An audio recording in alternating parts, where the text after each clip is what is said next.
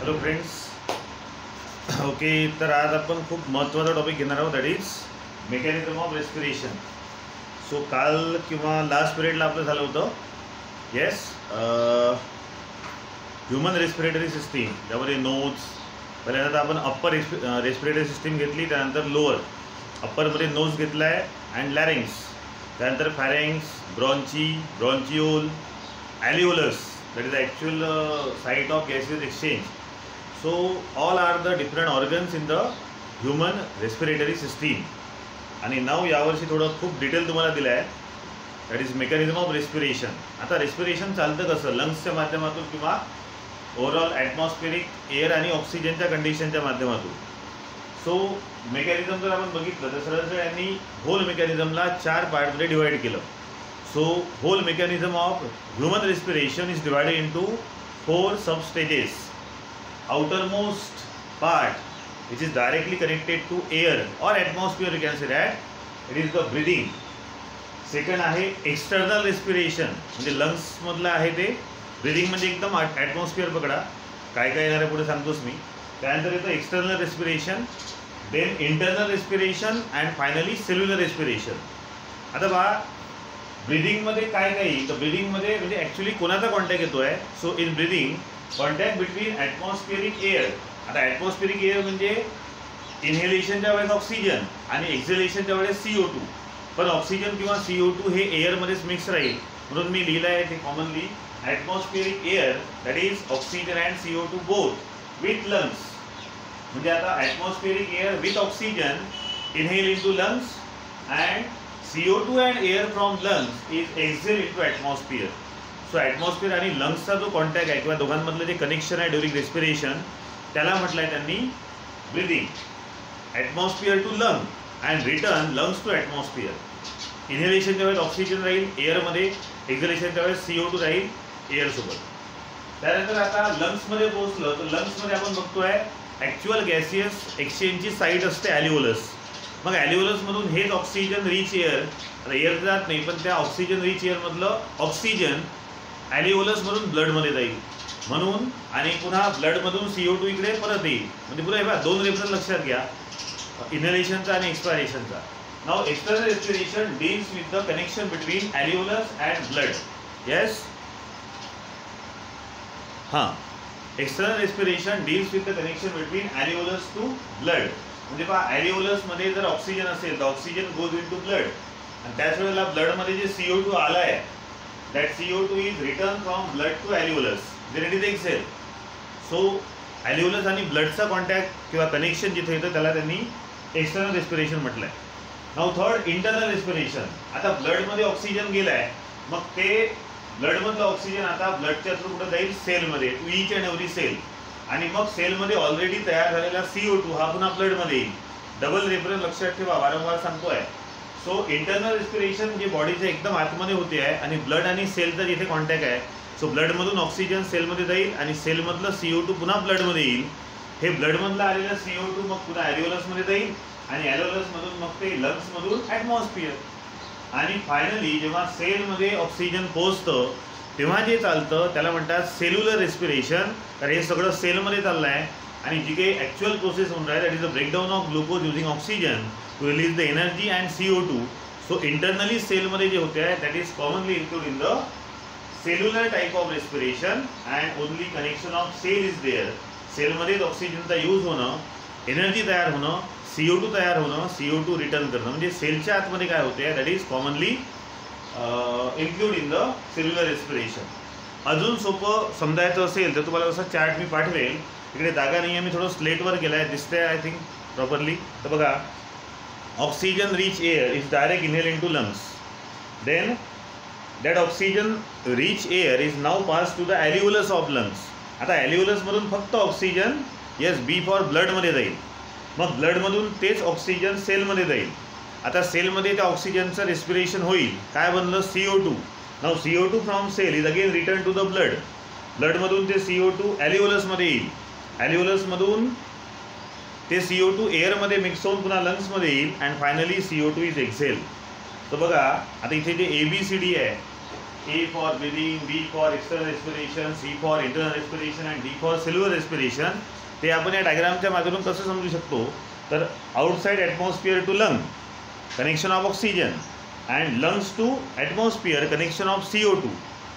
That two connection is a. हे आहे external breathing.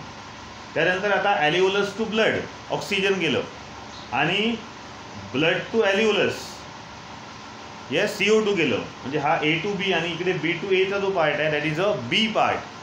त्यानंतर ब्लडमधून ऑक्सिजन सेलमध्ये आणि सेलमधून ऑक्सिजन CO2 ब्लडमध्ये दॅट इज C पार्ट आणि सेलमध्ये जे होईल ते D पार्ट. सो या पद्धतीनं तुम्हाला एक चार्ट मी नंतर करून देईल. सो आज आपल्याला या चारपैकी फक्त एकच बघायचं आहे that is breathing. So breathing now आता ब्रीदिंगमध्ये पुन्हा यांनी दोन सबस्टेज घेतल्या. साहजिक ऑक्सिजन आणि CO2 चा रेफरन्स आला आहे.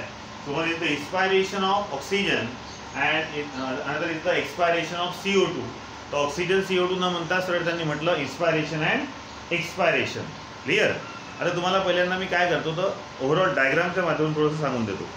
तर थोडं डायग्रामवर लक्ष द्या. या ठिकाणी जे व्हाईट कलरमध्ये डायग्राम काढली आहे, व्हाईट म्हणजे व्हाईटची जी बॉर्डर दिसते आहे that is a normal lungs. आणि इथे हे डायफ्राम जी व्हाईटमध्ये आहे बघा, जिथे डायफ्राम सुद्धा आहे. आणि सरळ सरळ तीन कंडिशन तुम्हाला लक्षात ठेवायची आहे. एक नॉर्मल, एक इन्स्पायरेशन आणि तिसरी एक्सपायरेशन. पुन्हा जागा नव्हती म्हणून एक्सपायरेशन लिहिलं नाही, पण कळेल जर इन्स्पायरेशन कळलं तर. आता पहिले ओव्हरऑल मेकॅनिझम सांगतो काय होतं. नाव सी, जेव्हा नॉर्मल कंडिशनमध्ये लंग्स असतात. आता पहिला मुद्दा हा की बऱ्याच लोकांना वाटेल की आपण तर कंटिन्युअसली इनहेलेशन एक्झलेशन करतो आहे, मग नॉर्मल लंग्सची कंडिशन केव्हा येते तर खूप very short time off period. Normally lungs जे असतं हे इन्स्पायरेशन किंवा एक्सपायरेशनमध्ये इन्व्हॉल्व आहे, परंतु खूपच कमी वेळासाठी for very short time lungs हा नॉर्मल कंडिशनला असतो. आता लंग्स नॉर्मल कंडिशनला आहे याचा अर्थ काय. So in normal condition lungs मध्ये नॉर्मल एअर असते, म्हणजे जेवढं लंग्सचं व्हॉल्यूम आहे, volume of lungs is equal to pressure of air in the atmosphere. म्हणजे इथे दोन कंडिशन लक्षात घ्या. थोडं सोपं करू. जेव्हा डायफ्राम फ्लॅट असते, तेव्हा ही डायफ्राम जेव्हा फ्लॅट असते तेव्हा लंग्सची नॉर्मल कंडिशन आहे असं समजायचं. मग आता जेव्हा नॉर्मल कंडिशन आहे म्हणजे डायफ्राम फ्लॅट आहे तेव्हा एक पर्टिक्युलर व्हॉल्यूम असतं लंग्सचं. आता लंग्सचं जेवढं व्हॉल्यूम आहे जेवढं त्याचं ॲक्च्युअल स्पेस ऑक्युपाईड केली आहे तेवढीच एअर यामध्ये भरली आहे. तीन कंडिशन लक्षात ठेवा. पहिली, diaphragm is flat, so volume of lung is equal to actual pressure of air. किंवा जेवढं व्हॉल्यूम लंग्सचं आहे तेवढीच तिथे एअर आहे.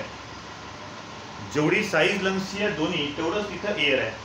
अशा वेळेला एक्स्ट्रा एअर येण्यासाठी जागा नसल्यामुळे याला आपण काय म्हणतो नॉर्मल कंडिशनला pressure of air in lungs is equal to pressure of air in atmosphere. म्हणजे जेव्हा डायफ्राम फ्लॅट असते तेव्हा लंग्समधल्या एअरचं प्रेशर आणि ॲटमॉस्फिअरिक प्रेशर सेम आहे. मग आता तुम्हाला माहिती आहे जर प्रेशर एअरचं सेम आहे तर इकडून तिकडून काही फ्लो होणार नाही, ज्याला आपण कॉमन डिफ्युजन म्हटलं होतं. तर ही खूपच कमी काळासाठी नॉर्मल कंडिशन असते लंग्सची. मग इन्स्पायरेशनला काय होतं. ड्युरिंग इन्स्पायरेशन पहा आता व्हॉल्यूम ऑफ लंग्स इन्क्रीजेस. पण सुरुवात करू आपण डायफ्राम पासून. आता ही डायफ्राम काय होईल तर ॲक्च्युली जे इंटरनल लंग्सचे मसल असतात ते थोडेसे एक्सपांड व्हायला लागतात. त्यामुळे याच्यावर जे रिब्स आहेत आणि स्टर्नम आहे, स्टर्नम म्हणजे एक मेन आपली बोन्स आणि त्याला लागलेले रिब्स. तर ॲक्च्युली आता डायफ्राम जी फ्लॅट होती ती काय होते. Now diaphragm goes in the downward direction. He diaphragm अशी खाली येईल. तेव्हा या डायफ्रामनी लंग्सला इथे ठेवलं होतं, व्हाईट व्हाईट दिसते. आता हीच डायफ्राम रेडमध्ये पाहता, हीच डायफ्राम जर खाली आली तर साहजिक आहे त्या लंग्सचं व्हॉल्यूम सुद्धा वाढेल. आणि जे असे डॅश केलेल्या लाईन्स आहेत त्या दाखवत आहेत की लंग्सचं व्हॉल्यूम वाढलं. आता तुम्ही सांगा जर डायफ्राम खाली आलं, diaphragm goes on lower direction, so volume of thoracic cavity किंवा व्हॉल्यूम ऑफ लंग्स इन्क्रीजेस. लंग्सचं व्हॉल्यूम वाढलं पण त्यामध्ये एअर अजूनही पहिले होती नॉर्मल कंडिशनला तेवढीच आहे. आता व्हॉल्यूम जास्त आहे पण एअर कमी आहे. व्हॉल्यूम जास्त एअर कमी, यामुळे काय झालं व्हॉल्यूम जास्त एअर कमी म्हणजे लंग्सच्या आतमधल्या एअरचं प्रेशर हे कमी झालं ॲज कम्पेअर टू ॲटमॉस्फिअर. बघा, when diaphragm goes in downward direction, then volume of lungs increases. Due to increase in the volume of lungs, air pressure in lungs is decreases. Volume वाढल्यामुळे, अरे volume वाढलं पण air वाढली का? नाही, air तर तेवढीच आहे. म्हणजे एअरचं प्रेशर पहिले जे होतं त्यापेक्षा आता कमी होईल, कारण जागा वाढली आहे पण एअर नाही वाढली. आता एअरचं प्रेशर कमी झालं पण कोणापेक्षा? तर ॲटमॉस्फिअरिक एअर प्रेशरपेक्षा. पहिले लंग्स मधली एअर आणि ॲटमॉस्फिअर मधली एअर सेम होती, so same pressure is there. Now due to diaphragm goes in the downward direction, volume of lungs is increases, so the air pressure in lungs is decreases. It means air pressure in atmosphere is increases. आता volume वाढल्यामुळे ॲटमॉस्फिअरच्या एअरचं pressure वाढलं पण lungs मधल्या एअरचं pressure कमी झालं. काय होईल? शिकलोय आपण. जिथे प्रेशर एअरचं जास्त असतं तिथून एअर कमी प्रेशरकडे जाते. Suppose a site is there, a concentration is there where the air pressure is increases, and another condition is there, another side is there where the lower pressure of air is there. So air from higher pressure goes to lower pressure to minimize that balance, ते पूर्ण balance करण्यासाठी. आणि म्हणून मग इन्स्पायरेशनच्या वेळेस काय झालं तर ॲटमॉस्फिअरिक एअरचं प्रेशर वाढलं कारण व्हॉल्यूम वाढलं होतं. So air from atmosphere is inhaled into lungs. म्हणून बाहेरची जी एअर आहे ती लंग्समध्ये येते. कशासाठी? इथल्या एअरचं प्रेशर कमी होतं म्हणून बाहेरची एअर इकडे आली, फ्लो झाली, सो दॅट आता जेवढं व्हॉल्यूम वाढलेलं आहे लंग्समध्ये त्या एक्स्ट्रा व्हॉल्यूममध्ये आता बाहेरची एक्स्ट्रा एअर आली which contain oxygen, and that is called as inspiration. आता इथे आलेली आहे एक्स्ट्रा एअर आल्याबरोबर त्यात काय असते? ऑक्सिजन. आता ती एअर डायरेक्टली लंग्समध्ये, ब्रॉन्चिओल आणि ॲल्व्हिओलसपर्यंत जाते. ॲल्व्हिओलसपर्यंत गेल्याबरोबर alveolus is the actual gaseous exchange. Now आपण बघितलं आहे alveolar wall are richly supplied with blood vessel. ॲल्व्हिओलसमध्ये ऑक्सिजन आला आहे आणि त्याला जी आता कॅपिलरीचं नेटवर्क आहे त्या कॅपिलरीजमध्ये जे ब्लड आहे तिथं CO2 आहे. मग इथं काय होते हे आपल्याला पुढे पाहायचं आहे पण आता सांगतोय. मग आता त्या कॅपिलरीमध्ये जे ब्लड आहे त्यात CO2 आहे, तर हे CO2 जातं कुठे? ॲल्व्हिओलसमध्ये. आणि ॲल्व्हिओलसमध्ये जी ऑक्सिजन रिच एअर आली आहे त्यातलं ऑक्सिजन कुठे येतं तर ब्लड कॅपिलरी. हे पहा, हे आपल्याला उद्या घ्यायचं आहे पण मी रेफरन्स देतो आहे. इथे आता ऑक्सिजन रिच एअर आहे, दॅट इज ॲल्व्हिओलर वॉल, आणि ही कॅपिलरी वॉल. इथलं ब्लडमधलं CO2 कुठे जाईल? ॲल्व्हिओलसमध्ये. आणि ॲल्व्हिओलसमध्ये जे ऑक्सिजन आलं आहे विथ एअर ते ऑक्सिजन आता कुठे जाईल? ब्लडमध्ये. हे सगळं फास्टमध्ये होऊन जातं. त्यानंतर काय होतं? नाव नेक्स्ट थर्ड कंडिशन. आता डायग्राम पहा. आता एकदम एवढं सगळं जमत नाही ना म्हणून मी आता काढतो. आता ही डायफ्राम अशी अपवर्ड जाते. नाव सी, ही डायफ्राम वर जाते. आता वर गेल्यामुळे काय होईल? साहजिक आहे, सध्या जेवढं व्हॉल्यूम लंग्सचं आहे तेवढीच एअर आहे, पण आता डायफ्रामने त्या लंग्सला पुश केल्यामुळे जे इंटरनल मसल आहेत लंग्सचे ते कॉन्ट्रॅक्ट होतील.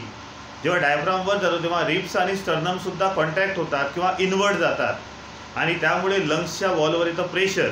आता त्या लंग्समध्ये ॲल्व्हिओलसमध्ये जे काही एअर भरलेली आहे it content CO2. Now diaphragm acts the pressure on that internal wall of lungs. सगळं आलं, ॲल्व्हिओलस आलं, ब्रॉन्ची आली, ब्रॉन्चिओल आलं, त्याची एअर आहे त्यात CO2 आहे आणि हे प्रेशर आल्यामुळे आता CO2 असणारी जी एअर आहे ती आता आपण एक्झेल करतो. And that is expiration. So in this way breathing जो एक टॉपिक आपण घेतला त्यामध्ये इन्स्पायरेशन आणि एक्सपायरेशन दोन्ही आलं आहे. आता हेच तुम्हाला तिथे दिलं आहे, थोडंसं वाचून घेऊ. नाव काय झालं? आता हेच झालेलं पुन्हा थोडंसं बघू.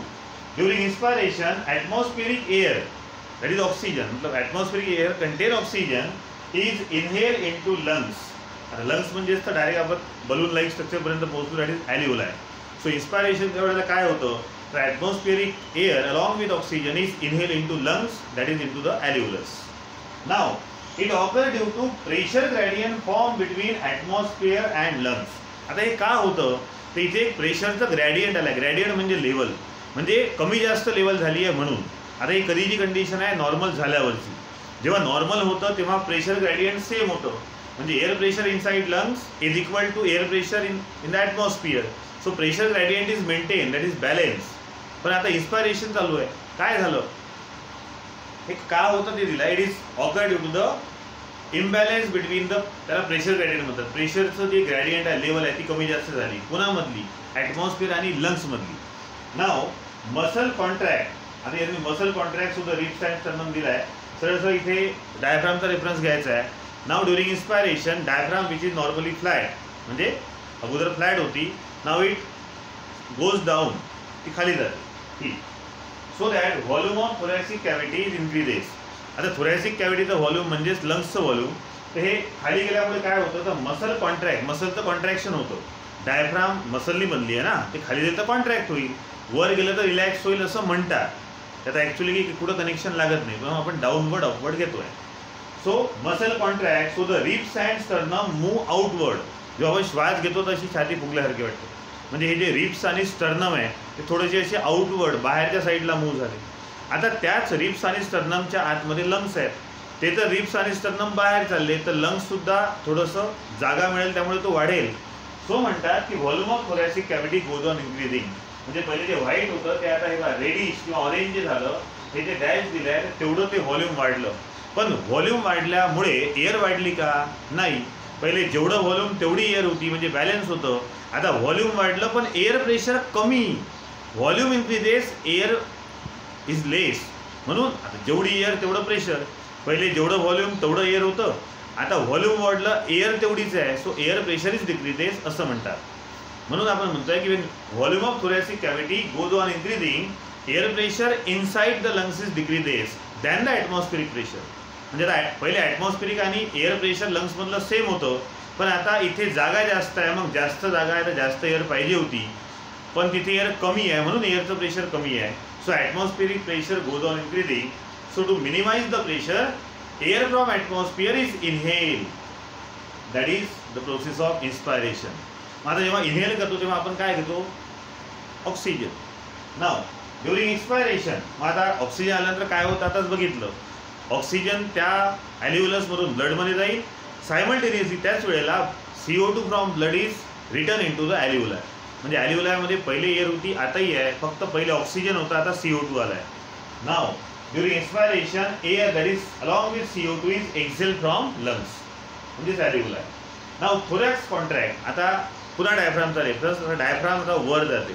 वर गेल्यामुळे थोरॅसिक कॅव्हिटी म्हणजे थोरॅक्स जो आहे तो कॉन्ट्रॅक्ट होईल. रिब्स आणि स्टर्नम प्रेस होतील, इनवर्ड जातील. इनवर्ड गेल्यामुळे लंग्स दबेल. त्यामुळे लंग्समध्ये जी एअर आहे which contain CO2 it is exhale. That is the simple process, simple physical process. It actually needs some amount of ATP, some amount of. पण ॲक्च्युली हे प्रेशर ग्रेडियंटच्या माध्यमातून म्हणजेच डिफ्युजनच्या माध्यमातून होतं. त्यामुळे 100% ATP इन्स्पायरेशन किंवा एक्सपायरेशनसाठी वापरली जाते असं म्हणता येत नाही. Some amount of ATP is use here, but actually main criteria behind the inspiration and expiration that is for breathing is the pressure gradient which is form between air in the lungs and air in atmosphere. Thorax contract, so the ribs and sternum move inward, आतमध्ये गेली. So diaphragm push the lungs in upward direction. म्हणजे diaphragm वर आहे, त्यामुळे त्या लंग्सला पुन्हा push केलं गेलं. लंग्सला पुश केलं म्हणजे की वर तर बाहेर निघणार नाही, त्यामुळे ते प्रेस होतील. त्यामधली जी एअर आहे ज्यामुळे ते लंग्स फुगलेले होते ते आता एअर निघून जाईल. आणि त्यासोबतच जे CO2 आला आहे आपल्या पूर्ण बॉडीमधून, प्रत्येक सेलमधून, that CO2 that is a waste product, waste gas is exhale from the body. So in this way inhalation and exhalation of oxygen and exhalation of CO2 is continuously, ही प्रोसेस चालू राहते for 24 hours. And that is the today's part and first part of the mechanism of respiration, that is breathing, which shows the actual connection between atmosphere and atmospheric air with lungs. Next video आणि उद्या आपण continue करू external respiration. आता ॲल्व्हिओलस आणि ब्लडमध्ये कशा पद्धतीने हे सगळं एक्सचेंज होतं, थोडासा मोठा पार्ट आहे. So it is next topic आपण नेक्स्ट म्हणजे टुमारो वगैरे घेऊ. ओके.